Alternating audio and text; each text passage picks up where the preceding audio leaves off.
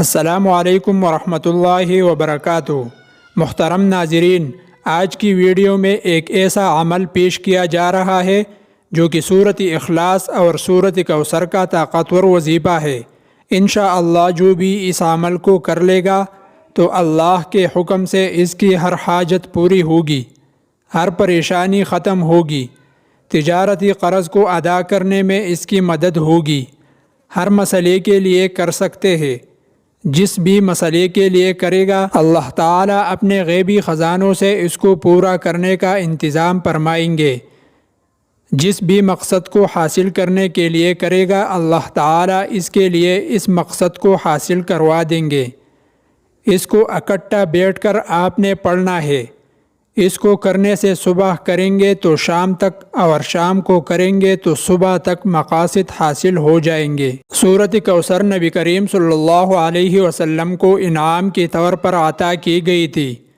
جب کفار مکہ نے آپ کو نعوذ باللہ نسل قطع ہونے کا طعنہ دیا تھا تو اس کے انعام میں اللہ تعالی نے آپ کو تسلی دیتے ہوئے سورۃ کوثر نازل فرمائی۔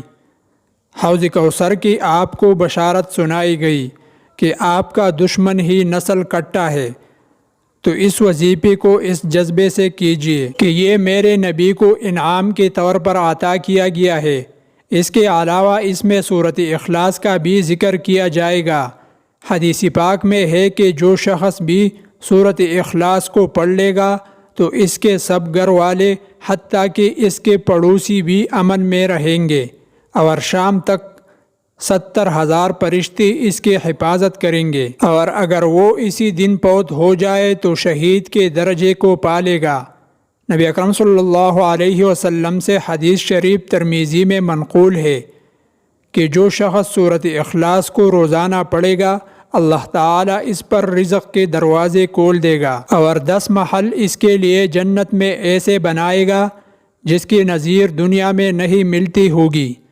اس کے علاوہ نبی اکرم صلی اللہ علیہ وسلم سے ایک صحابی نے عرض کیا کہ یا رسول اللہ، میں اس سورت سے بہت محبت کرتا ہوں، تو آپ صلی اللہ علیہ وسلم نے فرمایا کہ یہ محبت تجھے جنت میں لے جائے گی۔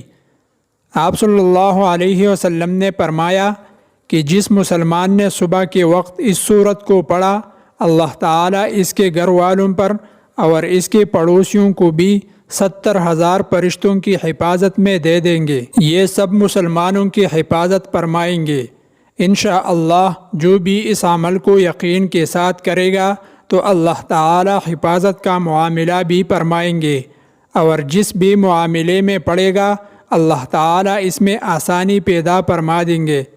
یہ وظیفہ اکابرین کا آزمودہ وظیفہ ہے، تو انشاءاللہ آپ کو بھی اس کا فائدہ حاصل ہوگا۔ کسی بھی وقت دن میں زوال کے اوقات کے علاوہ کسی بھی وقت 2 رکعت نفل ادا کیجیے صلاۃ الحاجات کی نیت سے، یعنی اپنی ضرورت کو، اپنی حاجت روئی کو اللہ کے سامنے رکھتے ہوئے آپ نے 2 رکعت صلاۃ الحاجات پڑھنی ہے، اور اس میں آپ جو بھی سورتین فاتحہ کے بعد ملانا چاہیے ملا سکتے ہیں، چاہے اخلاص پڑھ لے یا سورۃ الناس پڑھ لے۔ پھر آپ اسی جگہ پر بیٹھ جائے۔